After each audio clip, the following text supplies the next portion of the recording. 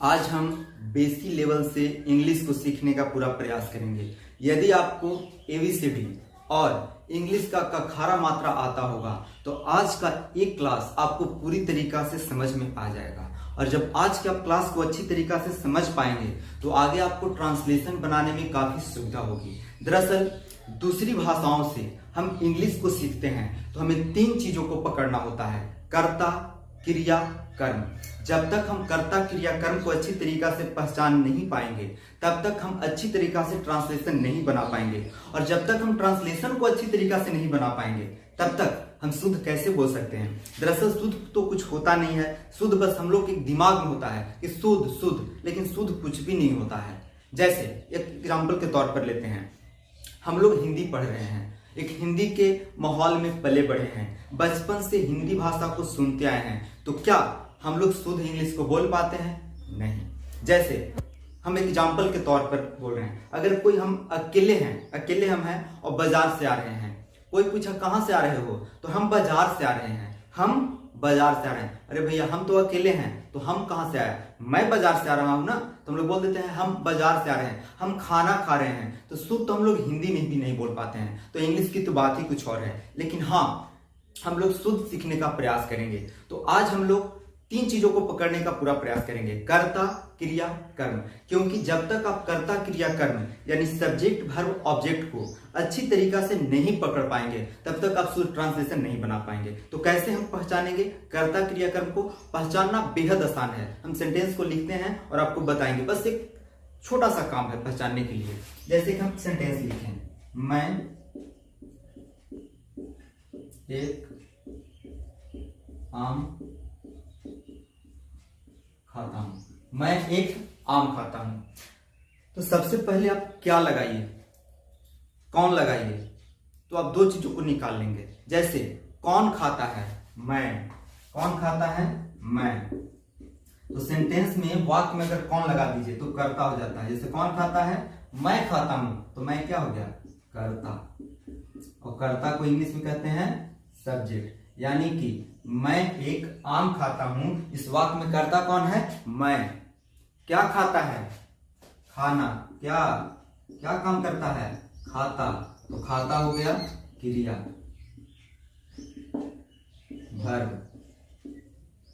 और क्या खाता है? आम खाता है। क्या खाता है? आम। आम खाता है ना, तो आम हो गया आपका कर्म, ऑब्जेक्ट। देखिए तो कितना आसान है पकड़ना। कौन खाता है? मैं खाता हूं, तो मैं हो गया कर्ता।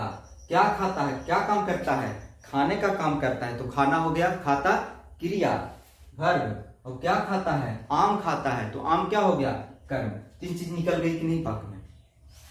तो जब भी आपको सेंटेंस मिले, जैसे वह बाजार जाता है, कौन जाता है? वह। तो वह क्या हो गया? कर्ता। कहाँ जाता है? बाजार। क्या करता है? जाता है, तो जाना क्या हो गया? क्रिया। और कहाँ जाता है? बाजार। तो बाजार यहाँ पे ऑब्जेक्ट नहीं है, कॉम्प्लीमेंट है, पूरक है। क्योंकि आगे समझाएंगे कि जो शब्द कर्ता के द्वारा प्रभावित होता है वह कर्म होता है, लेकिन जो शब्द कर्ता के द्वारा प्रभावित नहीं होता है वह कॉम्प्लीमेंट, पूरक होता है। तो मैं बाजार जाता हूँ एक आगे का चीज बताएंगे, लेकिन अभी यहाँ सिंपल पहचानिए। मैं एक आम खाता हूं, तो कौन खाता है? मैं खाता हूं। मैं क्या हो गया? कर्ता, यानी कि सब्जेक्ट। क्या करता है? खाता है, खाता। खाता हो गया क्रिया, खाना। और क्या खाता है? आम खाता है। आम क्या हो गया? कर्म। तो 3 चीज निकल गई कि नहीं? कितना आसान है। तो जब भी हम सब्जेक्ट को आगे लिखेंगे तो एस लिखेंगे, वर्ब हम लिखेंगे तो भी लिखेंगे, और ऑब्जेक्ट को ओ लिखेंगे। क्योंकि आप सब्जेक्ट, वर्ब, ऑब्जेक्ट को पहचान पाएंगे तो ट्रांसलेशन बनाना आपके लिए बेहद आसान हो जाएगा। तो सबसे पहले इस वाक्य में क्या है? कर्ता है। फिर क्या है? आम है, कर्म है। फिर क्या है? खाता, क्रिया है। और क्रिया को पहचानने का एक और भी दूसरा तरीका है। कोई भी शब्द है उसमें ना लगाइए। जैसे खाना, हंसना, पढ़ना, उठना, रोना, गाना, बैठना, जन्म देना, मर जाना, विवाह करना, तलाक देना। सब क्लास में क्या है? ना। यानी कि जिस भी धातु में अगर ना लगा रहता है वह क्रिया होता है। बहुत आसान है क्रिया को पहचानना। तो जिस भी धातु में अगर ना लग गया, धातु क्या होता है? जैसे देखिए, पढ़, तो पढ़ क्या हो गया धातु, इसमें लगा दिए ना, तो पढ़ना क्या हो गया क्रिया। लिख, तो लिख क्या है धातु, इसमें क्या लगा दिए ना, तो लिखना क्या हो गया क्रिया। यानी कि अगर धातु में हम ना प्रत्यय को जोड़ दें, प्रत्यय क्या होता है जो शब्द के लास्ट में लगता है उसको प्रत्यय कहते हैं, इंग्लिश में इसको सफिक्स कहते हैं, और शब्द से जो पहले लगता है उसको उपसर्ग कहते हैं, इंग्लिश में प्रीफिक्स कहते हैं। तो अगर धातु है, अगर धातु में हम ना लगा दें तो वह क्रिया बन जाता है। तो क्रिया को पहचानना बेहद आसान है। तो यहाँ पे क्या हो गया, लिख पढ़ सब धातु है, इसमें ना लगा रहा है। तो मैं एक आम खाता हूं, सबसे पहले क्या है मैं, तो कर्ता, आम क्या है कर्म, और क्या करता है खाता है क्रिया, यानी कि तीन चीजें निकलकर आ गई। सबसे पहले क्या है कर्ता, उसके बाद है कर्म और तब है क्रिया। ये किसकी बनावट है, हिंदी वाक्य की बनावट है हिंदी में। अब हम इसका इंग्लिश करते हैं, क्या इंग्लिश ऐसे होता है, अब इंग्लिश देखते हैं इसको। तो इंग्लिश इसका हम करते हैं। तो मैं, कौन खाम खाता है मैं, तो सबसे पहले जो आपका अफर्मेटिव सेंटेंस होता है स्वीकारात्मक वाक्य, उसमें कर्ता को रखा जाता है, कर्म होता है और क्रिया होता है। तो इसका इंग्लिश बनाकर देखते हैं कि जो मेरा कर्ता कर्म क्रिया का पैटर्न है क्या इंग्लिश वाक्यों में होता है कि सिर्फ हिंदी में होता है। तो अगर हम इंग्लिश बनाए तो सबसे पहले कौन है मैं, तो मैं का क्या हो गया आई, क्या करता है खाता है, तो खाना का क्या होता है ईट, क्या खाता है एक आम, आई ईट अ मैंगो। देखिए तो आई ईट अ मैंगो ये इंग्लिश में हुआ। तो सब्जेक्ट तो आपका सबसे पहले यही रख गया जी, लेकिन वर्ब क्या हो गया ईट और ऑब्जेक्ट क्या हो गया कर्म। यानी कि सबसे पहले इंग्लिश में हो जा रहा है सब्जेक्ट, उसके बाद हो रहा है वर्ब और तब हो रहा है ऑब्जेक्ट। सब्जेक्ट यानी कर्ता, वर्ब यानी क्रिया, ऑब्जेक्ट यानी कर्म। तो किसकी बनावट हो गई, अंग्रेजी वाक्य की बनावट हो गई। देख रहे हैं हिंदी और इंग्लिश वाक्यों में क्या फर्क है। कर्ता तो दोनों में सबसे पहले है, लेकिन क्रिया जो हिंदी में कहाँ है लास्ट में है, इंग्लिश में कहा जा रहा है बीच में। और जो कर्म जो है कौन कर्म आम, वो इंग्लिश में कहाँ चल जा रहा है लास्ट में चल जा रहा है। यानी कि हिंदी और इंग्लिश वाक्यों में थोड़ा फर्क होता है। दोनों में कर्ता सेम है, क्रिया जो हिंदी वाक्य के अंत में होता है वो इंग्लिश में बीच में चला जाता है, और कर्म जो होता है हिंदी वाक्य में बीच में वह इंग्लिश में लास्ट में चला जाता है। तो यही हिंदी और अंग्रेजी वाक्यों में मुख्य रूप से बनावट होती है। तो यहां तक हम कर्ता को पहचानने के लिए क्या लगा देंगे, सॉरी कौन लगाएंगे खाना। जितने भी अगर धातु है, धातु में अगर ना लगा दिए तो वह क्रिया होता है। और अगर धातु के साथ हम क्या जोड़ दें, जैसे क्या पढ़ता है किताब पढ़ता है, क्या खाता है आम खाता है, तो ये सब हो गया कर्म। तो मेरे ख्याल से आप कर्ता कर्म और क्रिया को पहचानना समझ गए होंगे। साथ ही साथ आप देखें कि हिंदी वाक्य को जो अफर्मेटिव होता है, इंग्लिश का जो अफर्मेटिव होता है, दोनों में कर्ता पहले होता है। हिंदी वाक्य में क्रिया बीच में होता है, लेकिन इंग्लिश में कहाँ चला जा रहा है, हिंदी वाक्य में क्रिया अंत में होता है, वह इंग्लिश में कहा चला जाता है बीच में। और जो आम है बीच में वो कहाँ गया इंग्लिश में लास्ट में। तो यही हिंदी से इंग्लिश वाक्यों की बनावट होती है। यदि आप कर्ता कर्म क्रिया को पहचानना सीख जाएंगे तो आगे चीजों को पकड़ना आसान हो जाएगी। वह बाजार जाता है, तो क्या करता है बाजार जाता है, तो जाना क्या हो गया क्रिया। कौन जाता है वह जाता है, तो वह क्या हो गया कर्ता। मैं क्रिकेट खेलता हूँ, कौन क्रिकेट खेलता है मैं खेलता हूं, तो मैं क्या हो गया कर्ता। क्या करता है खेलता है, तो खेलना क्या हो गया क्रिया। और क्या क्रिकेट, तो क्रिकेट हो गया कर्म। तो इस तरह से आप आसानी से क्या और कौन का प्रयोग करके आसानी से आप कर्ता और क्रिया को पहचान सकते हैं। जैसे सबसे पहले हम लोग को बात करें तो दिस दैट के बारे में सीखना होता है। दिस दैट का क्या प्रयोग होता है, जिसे बहुत हम लोग बोलते हैं यह एक काम है दिस इज अ मैंगो, वह एक काम है दैट इज अ मैंगो। तो दिस दैट को सीखते हैं नेचर क्या होता है। तो दिस THIS और THAT दिस और दैट। तो दिस का प्रयोग जो होता है यह के लिए होता है, निकट की एक वस्तु के लिए, और दैट का जो प्रयोग होता है वह के लिए, दूर की एक वस्तु के लिए। और दोनों के साथ जो हेल्पिंग वर्ब लगता है वो इज लगता है, क्योंकि इज का जो नेचर है वह सिमिलर होता है और दिस क्या है सिमिलर है, दैट क्या है सिमिलर है। इसलिए दिस दैट के साथ कभी भी आर का प्रयोग नहीं किया जाता है, क्योंकि आर क्या है प्लूरल है और दिस जो है कि सिमिलर है। जैसे हम बोलते हैं यह एक मार्कर है, तो क्या हो गया दिस इज अ मार्कर। वह एक बोर्ड है, दैट इज अ बोर्ड। यह एक मार्कर है, दिस इज अ मार्कर। वह एक बोर्ड है, दैट इज अ बोर्ड। तो सिंपल आप बना सकते हैं दिस दैट का प्रयोग। और बहुत से लोगों को दिस दैट में प्रॉब्लम होता है। यह एक कलम है, तो यह एक कलम है, तो यह को क्या कहते हैं? दिस। तो हो गया सब। दिस कब काम कर रहा है? क्या है? इज। ये यानी एक, पेन यानी कलम। This is a pen. इशारा करने के लिए इसका भी प्रयोग किया जाता है, जो इंगित करते हैं, इशारा करते हैं। तो यह एक कलम है, दिस इज अ पेन। अब रहता वह एक किताब है,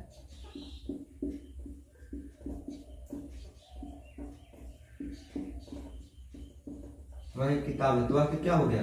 that is a book. That is a book.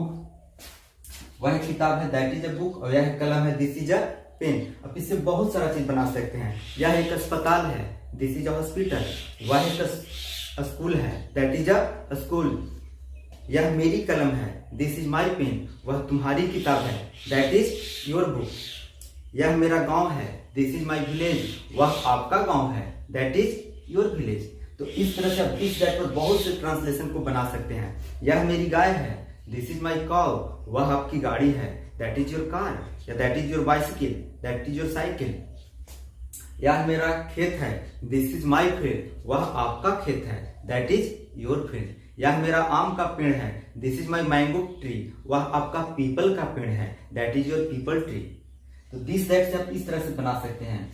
अब था, यह एक कलम है, और इस तरह से रहता, यह एक कलम नहीं है, यह एक कलम, यह एक कलम नहीं है, यह एक कलम नहीं है। तो दिस के लिए हो जाता, यह के लिए दिस इज, नहीं के लिए नोट हो गया, this is not a pen, this is not a pen. वह एक गांव नहीं है, that is not a village. यह एक शहर नहीं है, this is not a town. वह एक बड़ा महानगर नहीं है, that is not a city. आगे कुछ बात समझ में? तो नहीं के लिए क्या हम प्रयोग कर देंगे? नोट। और इससे बहुत सारे ट्रांसलेशन को आप बना सकते हैं। दिस क्या है? सिंगुलर है। दैट क्या है? सिंगुलर है। सिंगुलर मीन्स क्या होता है? एक वचन। और प्लूरल मीन्स होता है बहुवचन। तो हिंदी में भी दो ही वचन होता है, एक वचन और बहुवचन। इंग्लिश में भी दो होता है, सिंगुलर और प्लूरल। लेकिन संस्कृत में तीन होता है, एक वचन, द्विवचन और बहुवचन। सॉरी, एक वचन, द्विवचन और बहुवचन। तो हम पर्सन की बात करें तो फर्स्ट पर्सन, सेकंड पर्सन और थर्ड पर्सन होता है। तो उसको आगे हम चर्चा करते हैं, लेकिन इसका क्लियर हो रहा है। अब इसी में रहता, क्या यह कलम है? क्या यह कलम है? क्या यह कलम है? तो क्या यह कलम है? क्या यह कलम है? तो यह, तो बाद में शुरू में रहा है क्या, तो इज को पहले लगा दीजिए, हेल्पिंग वर्ब को। Is this pen? Is this pen? क्या वह गांव है? Is that village? क्या यह स्कूल है? Is that school? या क्या वह स्कूल है? Is that school? Is this school? क्या यह खेत है? Is this tree, sorry is this field? क्या यह आम का पेड़ है? Is this mango tree? क्या वह पीपल का पेड़ है? Is that peepal tree? आ रहा समझ में? क्या यह आपका गांव है? Is this your village? क्या वह आपका गांव है? Is that your village? क्या यह मकान है? Is this house? क्या यह मकान नहीं है? Is this not house? तो दिस दैट से आप चाहें तो बहुत से ट्रांसलेशन को बना सकते हैं, और बहुत से स्टूडेंट्स को दिस दैट में प्रॉब्लम होता है। तो आज आप इतना क्लास करने के बाद दिस दैट के प्रॉब्लम को हमेशा हमेशा के लिए क्लियर कर लीजिए। दिस दैट सिंगुलर है, और दिस दैट के साथ जब भी आपका हेल्पिंग वर्ब लगेगा तो इज लगेगा है के सेंस में, और था के सेंस में वाज लगेगा। तो भी जो भी हम बना रहे हैं है के सेंस में बना रहे हैं। देखिए हम दो चीज सीखें, THIS, दिस मीन्स यह, और THAT, दैट मीन्स वह। दो चीजों से हम बहुत अभी जितना बनाए और भी आगे हम लोग बनाएंगे। देखिए इज मीन्स क्या होता है, वाज मीन्स क्या होता है, था। इज मीन्स है और वाज मीन्स था। इज मीन्स है, वाज मीन्स था। दो चीजों को आपको बढ़िया से समझना है। दिस मीन्स यह, और दैट मीन्स वह। एक वस्तु के लिए दिस और दूर की एक वस्तु के लिए दैट। जैसे अभी तुम बनाए, यह एक आम है, यह एक आम है, तो क्या होगा? This is a mango. अब ऐसे रहता, यह एक आम नहीं है, यह एक आम नहीं है। This is not a mango. वैसे रहता, क्या यह एक आम है। Is this a mango. क्या यह एक आम नहीं है? क्या यह एक आम नहीं है। Is this not a mango. तो 4 ट्रांसलेशन यहां से हम बनाए। यह एक आम है, दिस इज अ मैंगो। यह एक आम नहीं है, this is not a mango. क्या यह एक आम है, इज दिस अ मैंगो। क्या यह काम नहीं है, is this not a mango. तो इस पर हम है पर ले रहे हैं, था पर भी लिख सकते हैं। जैसे यह एक काम था, दिस वाज अ मैंगो। यह काम नहीं था, this was not a mango. क्या यह काम था, वाज दिस अ मैंगो। क्या यह काम नहीं था, was this not a mango. तो है रहेगा तो ई जो था रहेगा तो वाज भी बना सकते हैं। बहुत सारी चीजें इससे निकल सकती है। जैसे देखिए हम लिखते हैं, वह एक गांव था। वह एक गांव था, तो वह के लिए क्या लिखेंगे, that was a village means गांव। That was a village. वह एक गांव नहीं था, that was not a village. क्या वह एक गांव था, वाज दैट अ विलेज। क्या वह एक गांव नहीं था, was that not a village. समझ में आ रही है चीजों को। तो दिस दैट से हम चाहे तो बहुत सारे ट्रांसलेशन को बना सकते हैं हेल्पिंग वर्ब, सहायक क्रिया का इस्तेमाल करके। जैसे यह मेरी मार्कर है, दिस इज माई मार्कर। यह मेरा मार्कर नहीं है, this is not my marker. क्या यह आपका मार्कर है, इज दिस योर मार्कर। क्या यह आपका मार्कर नहीं है, is this not your marker. हो गया। वह एक बोर्ड था, दैट वाज अ बोर्ड। वह एक बोर्ड नहीं था, that was not a board. क्या वह एक बोर्ड था, वाज दैट अ बोर्ड। क्या वह एक बोर्ड नहीं था, that was not a board. आर एक चीजें क्लियर। यह मेरी गाय थी, दिस वाज माई काउ। यह मेरी गाय नहीं थी, this was not my cow. क्या यह मेरी गाय थी, वाज दिस माई काउ। क्या यह मेरी गाय नहीं थी, was this not my cow. उसको भी क्लियर करते हैं। तो इतना चीज आप लोग को पकड़ पा रहे हैं। अगर आप दिस दैट को अच्छी तरीका से समझ जाएंगे और इसके साथ कहाँ इज लगाना है, कहाँ वाज का प्रयोग कर देंगे, तो आप सैकड़ों ट्रांसलेशन इससे संबंधित बना सकते हैं। एग्जाम्पल के तौर पर देखते हैं। जैसे यह मेरा बॉटल था, यह मेरा बॉटल था, दिस वाज माई बॉटल। यह मेरी बोतल नहीं थी, this was not my bottle. क्या यह मेरी बॉटल थी, वाज दिस माई बॉटल। क्या यह मेरी बॉटल नहीं थी, was this not my bottle. यह मेरी कलम है, यह मेरी कलम है। तो यह के लिए देखना है क्या लिखना है, दिस। है के लिए क्या लिखना है, इज।